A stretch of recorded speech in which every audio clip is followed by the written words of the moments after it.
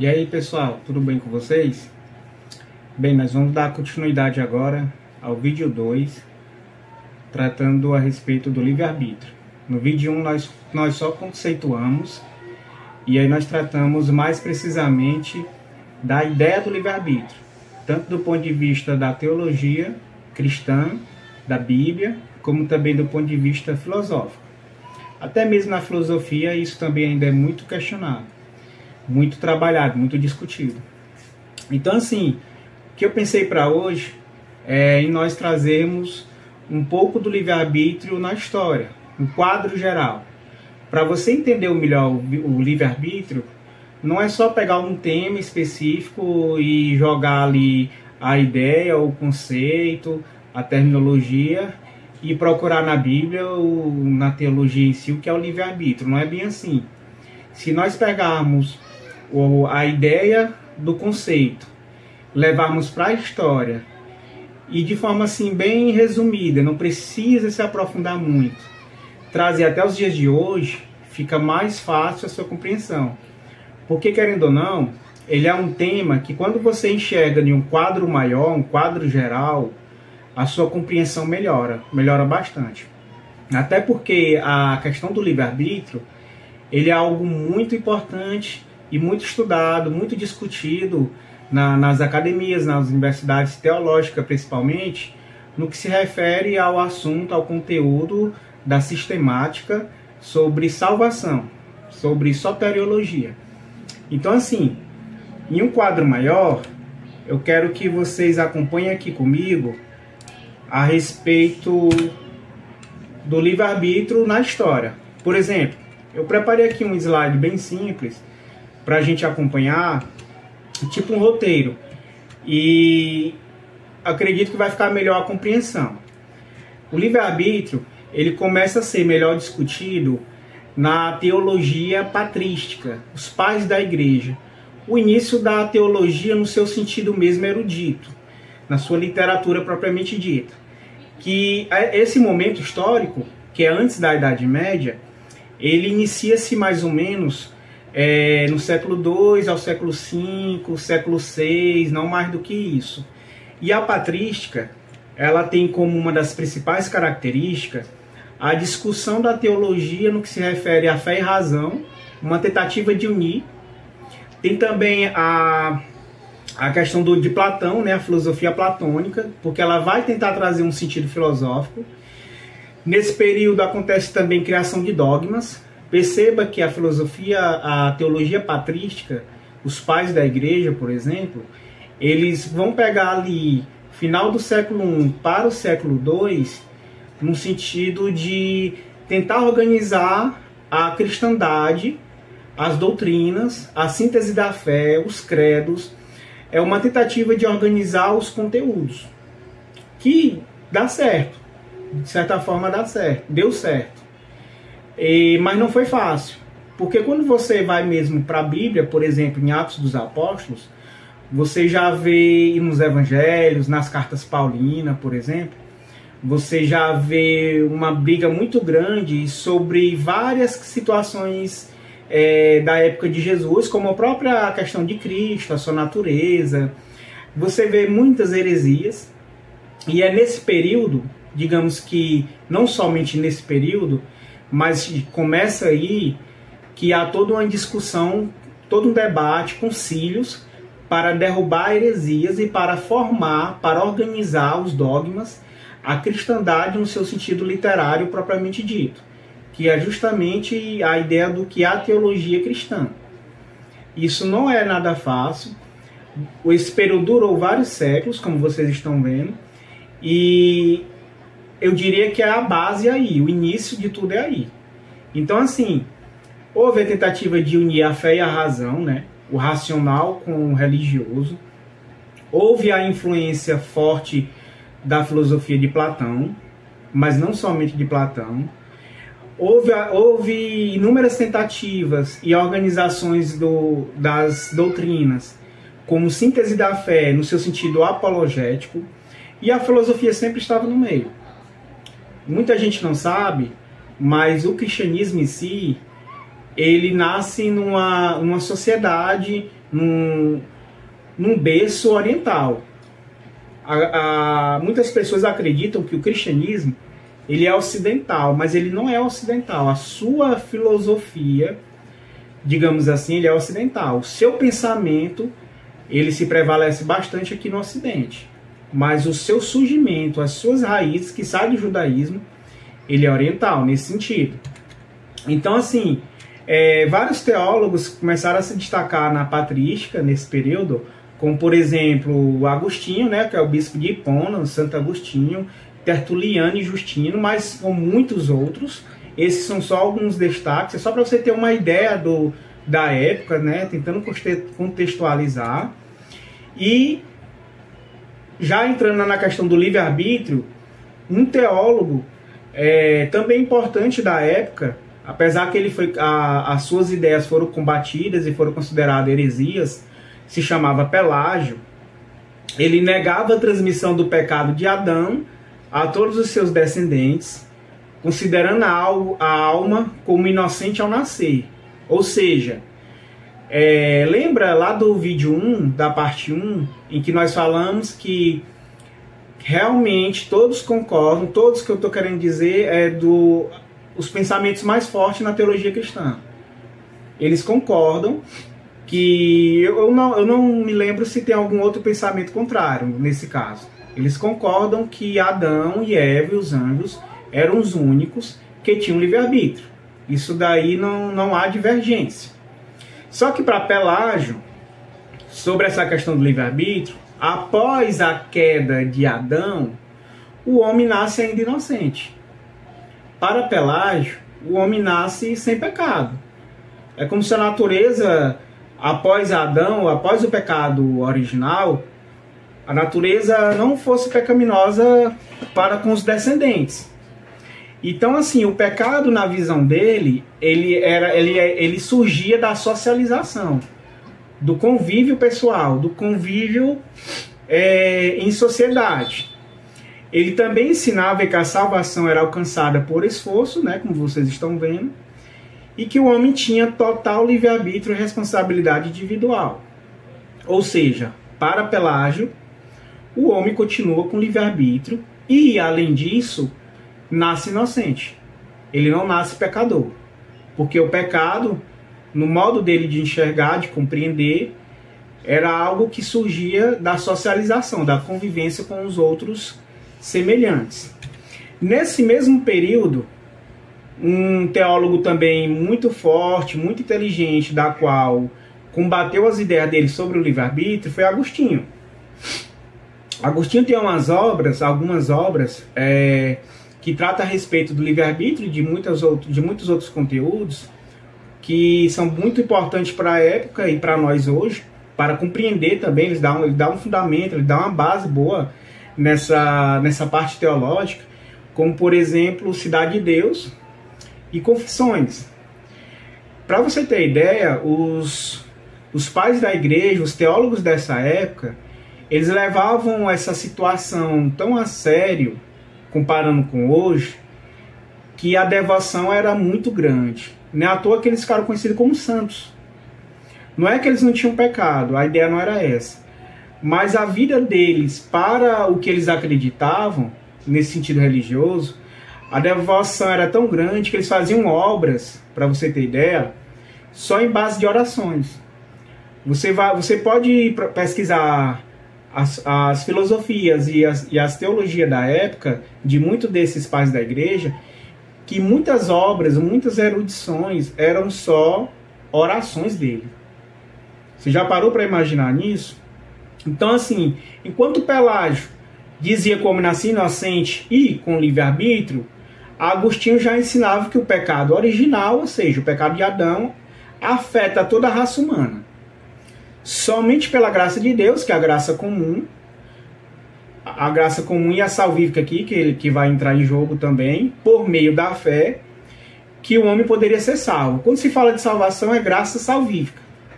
Quando se trata de o homem ser despertado para alguma coisa através de Deus, é graça comum, ou graça preveniente. Então, assim, para Agostinho, o pecado de Adão afeta toda a raça humana, o homem nasce escravo do pecado, logo sem livre-arbítrio, sem condição de fazer uma escolha livre, porque essa natureza pecaminosa sempre iria ser pendente, sempre iria ser tendenciosa a escolher o que é mal. Lembrando, como já foi dito na parte 1 do vídeo, que o livre-arbítrio nada mais é que o homem ter a condição de escolher não só algo de acordo com a sua natureza, como também algo contrário à sua natureza. Então, se a natureza é ruim, no livre-arbítrio você tem condição de fazer escolhas boas. Resumindo, a ideia de livre-arbítrio é você ter condição de escolher o que é bom e o que é ruim. Resumindo, é isso. Mas vamos lá. No caso de Agostinho, como o homem herdou a natureza pecaminosa, ele estava então totalmente dependente de Deus. Continuando. Perceba, Pelágio diz que é o homem inocente, livre-arbítrio nesse caso, e Agostinho diz que não, nasce pecador e o homem depende de Deus para fazer o que é bom e para alcançar a salvação. O pelagianismo ele foi considerado uma heresia por vários concílios, como por exemplo o de Cartago, o de Éfeso e de Orange. Só que, por mais que os concílios chegassem combatendo e deixando claro ali de forma formal que ali era uma heresia, as gerações posteriores sempre traziam o assunto à tona, porque é um assunto polêmico, é um assunto muitas das vezes de difícil compreensão e um assunto que pode dar margem a várias interpretações. Mas foi considerado heresia. Então, saindo um pouco da patrística, no que se refere ao livre-arbítrio, lembrando que esses períodos históricos, muita coisa acontece. Eu estou falando especificamente o contexto histórico, mais em cima do livre-arbítrio. A gente chega na Idade Média. Idade Média, historicamente, é século V ao XV. E esse período aqui da teologia na Idade Média, as suas características, ela é mais precisamente do século VI. Século VI até a Reforma Protestante. Mas a gente pode pegar aqui já como século V, porque a gente já encontra raízes.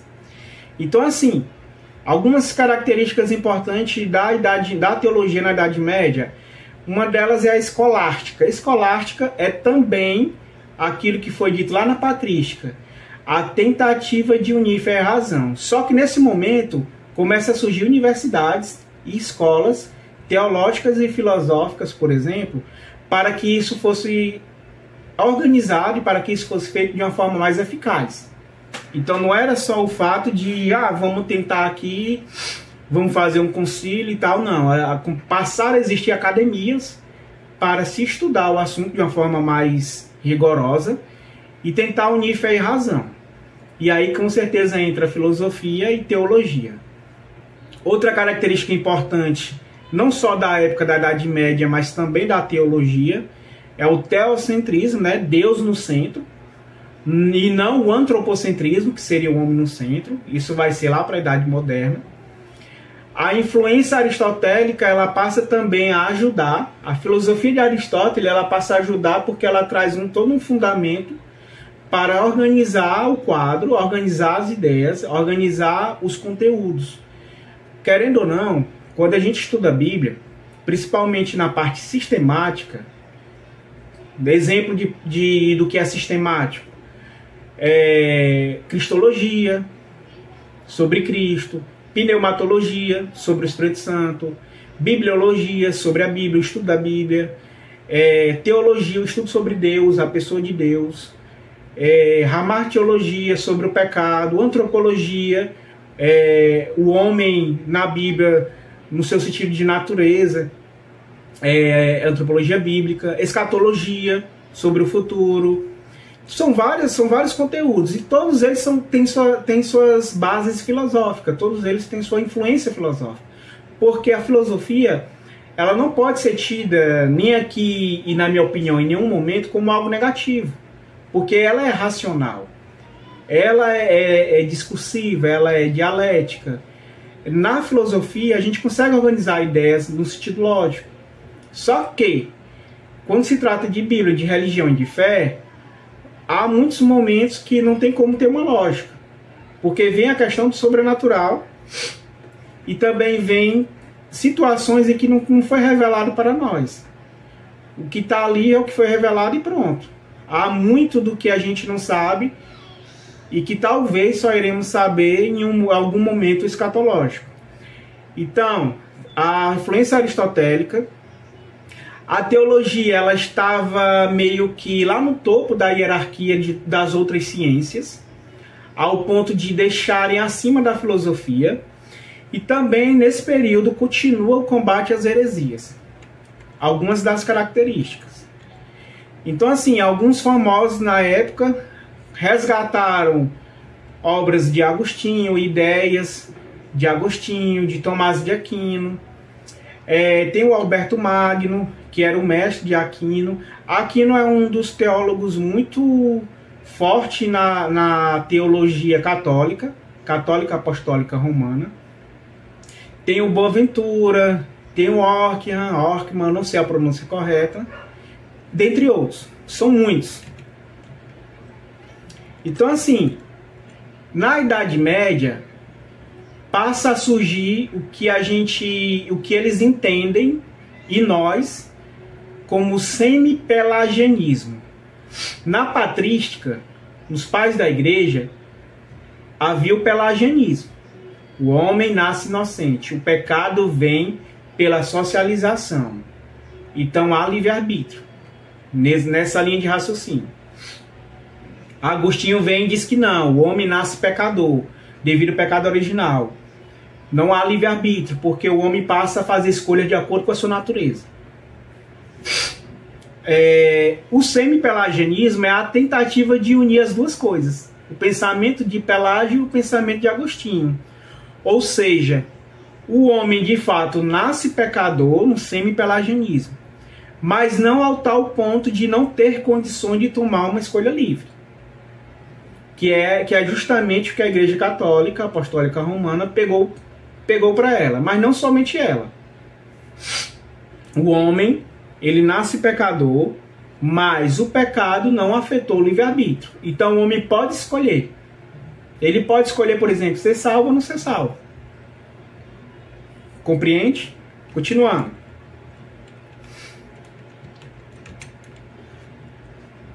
Após a Idade Média, mais precisamente 1517 para 1518, a gente tem a Reforma Protestante.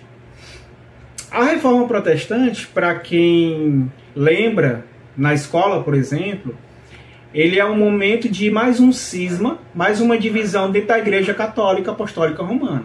E dali de dentro saem o que ficaram conhecidos como protestantes. Não é o primeiro cisma, já havia alguns outros. Na própria patrística, vários cismas aconteceram, mas na patrística não foi diretamente um cisma na Católica Apostólica Romana. No século XI, por exemplo, houve o cisma do Oriente, onde surgiu os ortodoxos orientais, né, católico ortodoxo, que saiu da Igreja Católica, e agora mais uma divisão dentro da Igreja, que sai os protestantes. Nesse período aqui, início do século XVI, já não é mais considerado Idade Média, já é considerado até mesmo na história como a Idade Moderna. E aí a gente encontra uma figura muito importante na Reforma, que é Lutero, mas não só Martinho Lutero, como muitos outros. Mas Lutero é um dos que começa a botar em prática, propriamente dito, o que a gente vai entender por Reforma Protestante. Ele escreve 95 críticas, 95 teses contra a Igreja, contra o papado, contra a liturgia e várias atitudes da Igreja na época do ponto de vista político e econômico. Pega 95 teses, prega lá na porta da igreja, se não me falha a memória, de Wittenberg, alguma coisa assim, eu não me lembro a pronúncia correta, lá da Alemanha. E ali ele inicia o que a gente entende por Reforma Protestante. São muitos teólogos que concordam com ele. Por quê? O que é que Lutero queria? Lutero ele não queria sair da Igreja Católica, ele não queria ser excomungado. Lutero ele queria mudar algumas coisas que, na compreensão dele, Lembrando, teólogo, doutor, professor universitário e monge agostiniano. Lutero, ele compreendia que determinadas situações não estavam de acordo com a Bíblia. Por exemplo, nessa época a Igreja Católica, também hoje, não somente nessa época, ela, sobre a justificação, ela acredita que precisa de obras. Que a justificação não é só pela fé e obras. E é algo muito discutido. O livro de Tiago é muito discutido nesse momento. Lá no capítulo 2, versículo 24, tem uma situação em que muita gente não compreende o que Tiago está querendo dizer, em que se você não tomar cuidado com a interpretação, você vai acreditar que a justificação é pelas obras. E não é bem assim. A gente pode tratar disso em outro momento. E Tiago, para você ter ideia, foi um dos livros complicados e um dos últimos a entrar no cânon, na relação dos livros inspirados do Novo Testamento. Foi um dos últimos. E não só ele teve dificuldades para ser aceito. Houve outros também. Então, assim, uma das coisas também que Lutero criticava, além sobre a justificação pelas obras, era as indulgências. A Igreja Católica, na época, acho que vocês lembram, ela, de certa forma, criou determinadas situações em que você pagasse, em que você pudesse pagar até mesmo para tirar a alma de alguém do purgatório. Existia documentos, por exemplo, você podia tirar a alma da pessoa do purgatório, e aquele dinheiro, claro, era uma questão financeira, né, política também. Eles também utilizavam para obras, né, reformas de igrejas, mas também tem toda aquela situação, né, se for aqui criticar, financeira, né, que há por trás disso, né, porque não existe isso na Bíblia de você pagar para tirar a alma de alguém de algum canto. A igreja sabia disso. Era uma das coisas que ele criticava. Imagine aí, você pega uma moeda, coloca lá no certo local, e quando aquela moeda cai, a alma do seu parente, por exemplo, sai do purgatório. E ainda há a questão se há purgatório. Então, assim, Lutero, ele vai combater sobre a reforma, muito que se falar, mas vamos tentar focar aqui na questão do livre-arbítrio. Lutero, ele vai entrar em um combate, um debate com Erasmo de Roterdã. Erasmo era um católico, assim como Lutero, né? Todos aqui nesse momento eram católicos.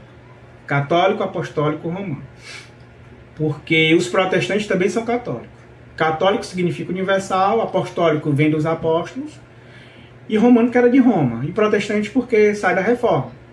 Então você é evangélico, por exemplo, você é católico. Nesse sentido.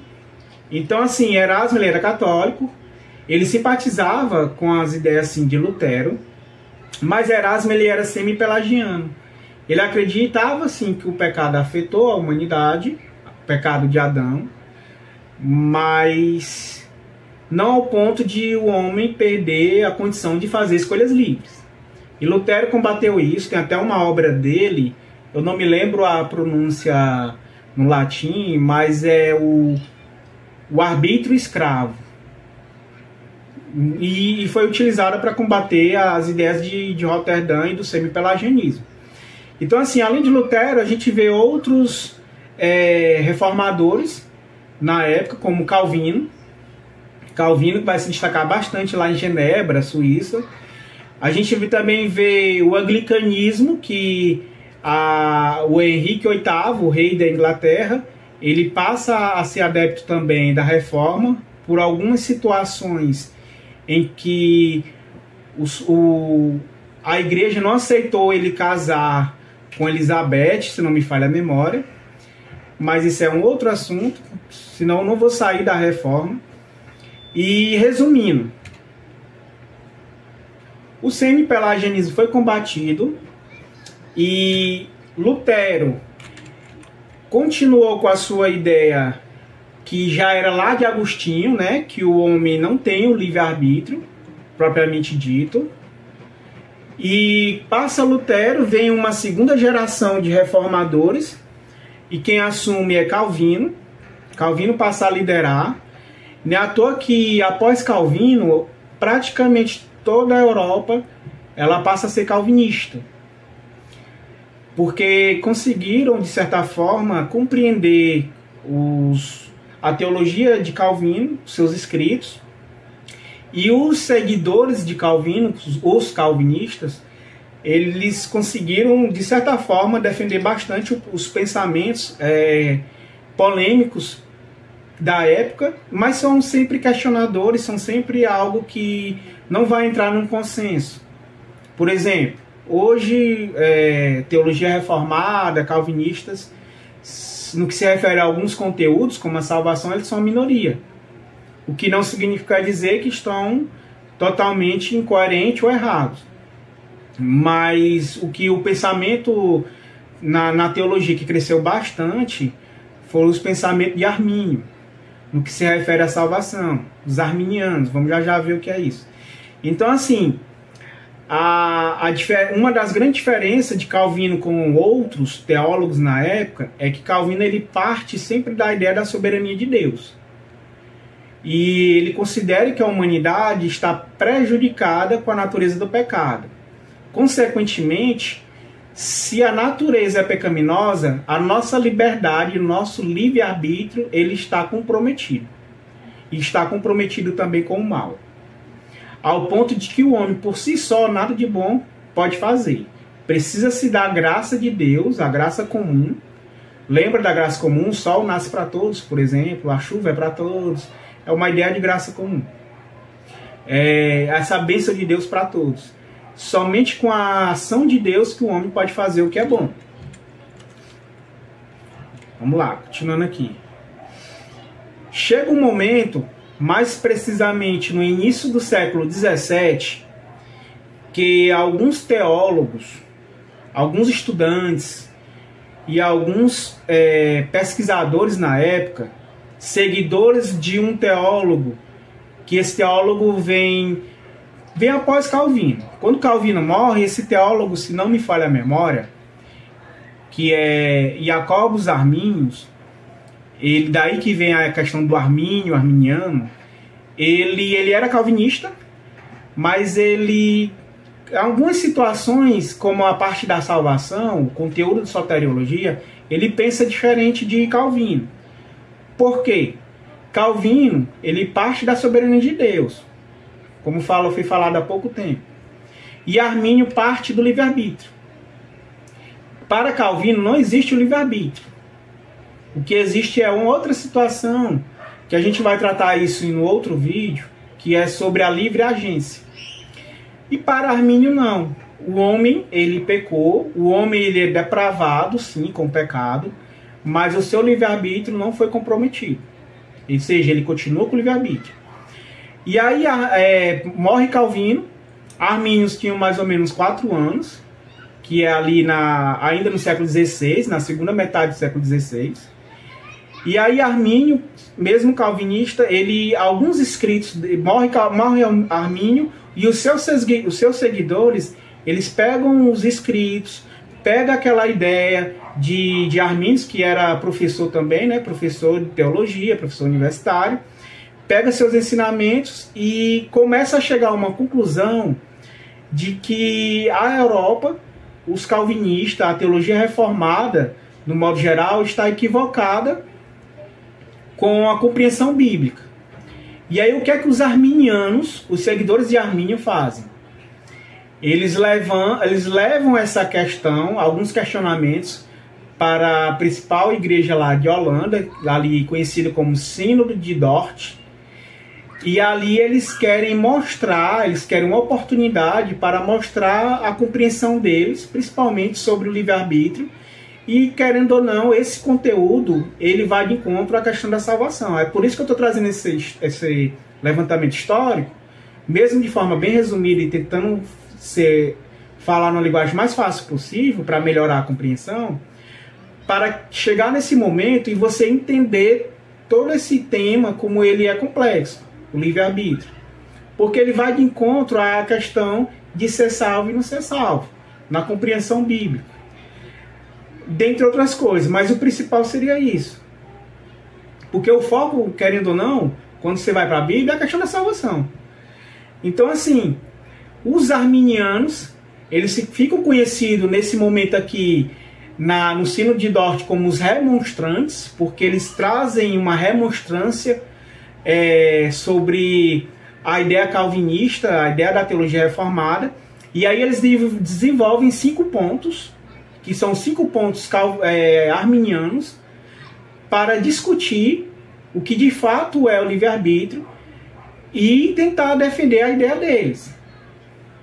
Em contrapartida, o Sínodo de Dort, que é calvinista, eles vão fazer um tipo de concílio, um tipo de reunião que vai durar em torno de 1 ano, com mais de 150 teólogos espalhados pelo continente europeu, gente da França, que são os huguenotes, você vai ver teólogos escoceses, alemães, ingleses, espalhados de todo canto. E aí, nessas reuniões, que durou aproximadamente 1 ano, o Sínodo de Dort vai dar uma resposta. E aí surge os 5 pontos calvinistas. Esses 5 pontos calvinistas não foi Calvino que fez, mas os calvinistas, os seguidores de Calvino, eles trabalham em cima de toda a teologia de Calvino, que eles passam a compreender, e dali as institutas, os escritos de Calvino, e ali, em contrapartida, formam 5 pontos calvinistas, para dar resposta aos 5 pontos arminianos. Para ficar mais claro, nós temos aqui os 5 pontos arminianos. Por exemplo, lembrando que os arminianos partem da ideia do livre-arbítrio. Então, primeiro ponto, depravação total. Isso aqui já é um assunto de salvação. Então, um bônus, digamos aqui, mas também envolve o livre-arbítrio. Depravação total. O homem nasce, estou explicando os pontos. O homem nasce pecador. O pecado original, o pecado de Adão, ele faz com que toda a raça humana nasça pecadora. Porém, o seu livre-arbítrio não foi comprometido. Depravação total por quê? Porque o homem está depravado em natureza. A eleição ela é condicional. Os arminianos compreendem que a eleição ela é pela presciência. Então Deus, ele olha ali no futuro, lá no túnel do tempo, mais ou menos isso, já sabe quem vai aceitar a salvação pelo livre-arbítrio e quem não vai, e elege e predestina. Deus olha para a história, para o futuro, já sabe quem vai aceitar ou quem não vai aceitar a salvação, no sentido de livre-arbítrio, e ele elege os que serão salvos e os que não serão, olhando para o futuro. Presciência, nesse caso. Eles acreditam que a eleição é pela presciência. 3. Expiação ilimitada. Jesus, ele morre por todos, mas em nenhum homem particular. Vamos lá. Jesus morre por toda a humanidade. Então a morte de Jesus ela é eficiente. E nenhum homem particular. Por quê?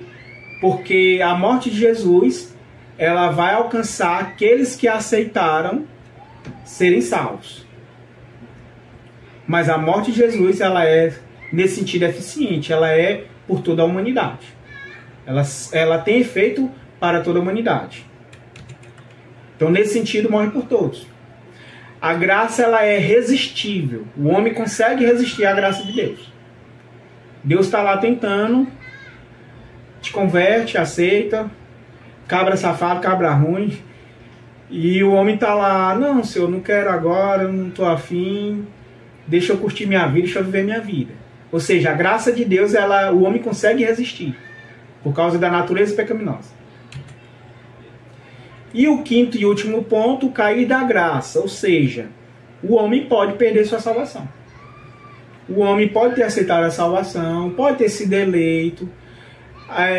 A morte de Cristo alcança a humanidade, tem efeito na humanidade. A graça, mesmo sendo resistir, mas o homem, a partir do homem salva.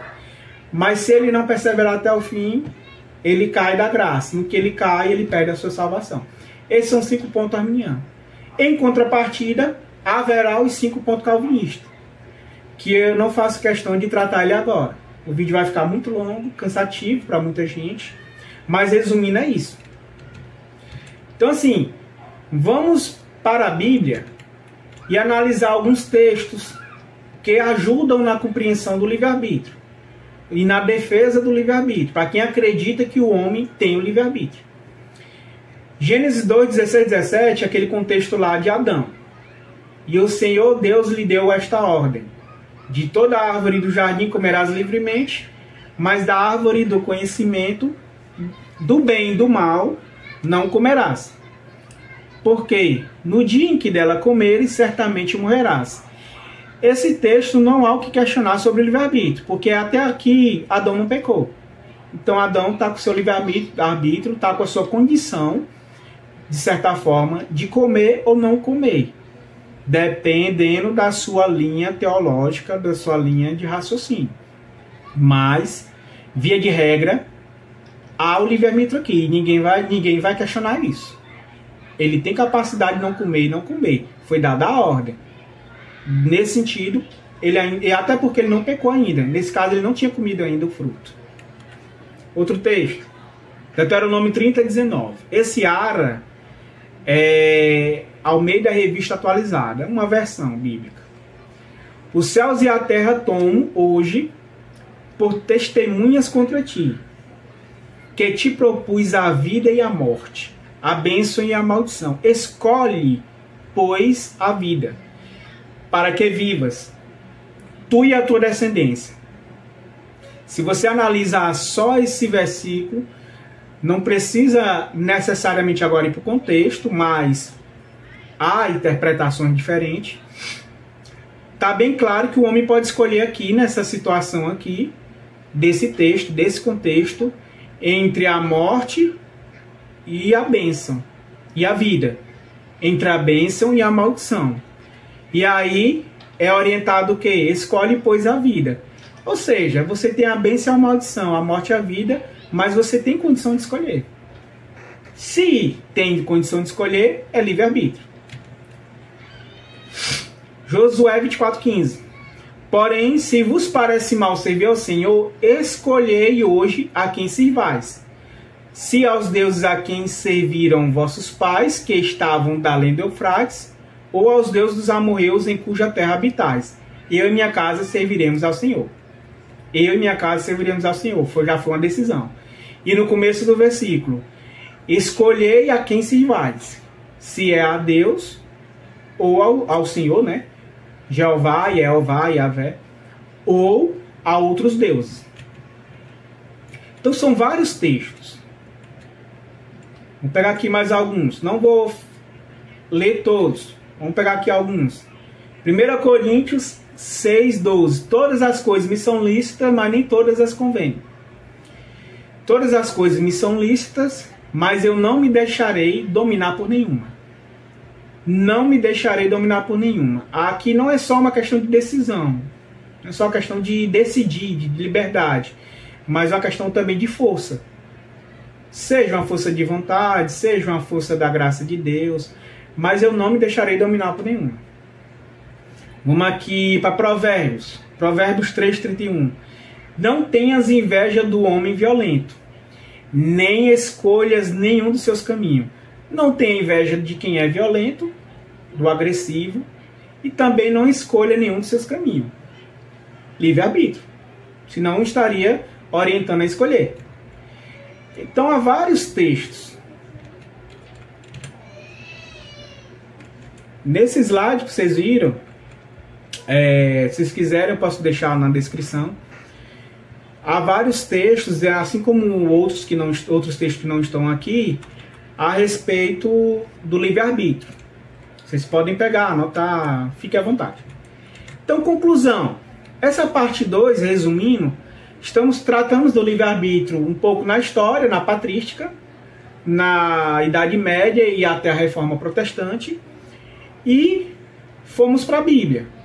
A Bíblia está recheada de textos que vão dar uma boa compreensão para o livre-arbítrio.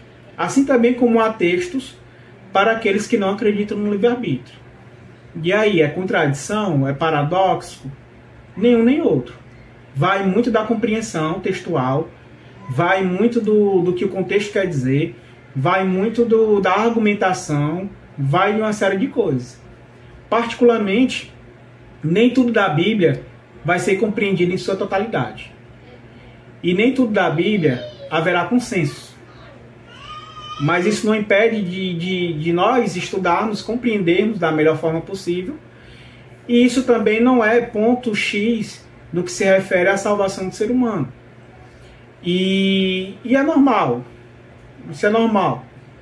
Não querendo igualar a Bíblia com outros livros, mas no que se refere a conteúdos, isso é normal como qualquer outro livro.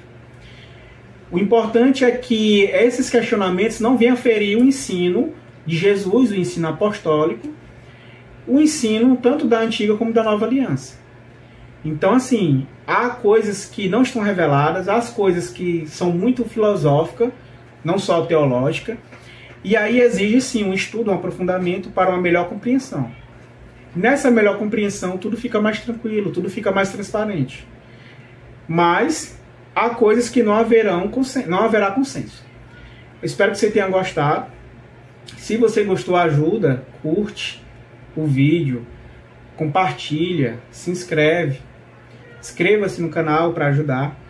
E logo mais, assim que possível, eu estarei providenciando a parte 3 sobre o livre-arbítrio, e é onde eu vou entrar um pouco mais sobre os textos para aqueles que acreditam que não há livre-arbítrio, e sim uma livre agência. E aí é onde entra a teologia reformada propriamente dita. Porque a teologia reformada é o principal ponto nessa compreensão. Então, que Deus abençoe. E se você ficou até aqui comigo, eu te agradeço. E a única coisa que eu te peço, em favor, é que você ajude o canal da forma da qual eu acabei de falar.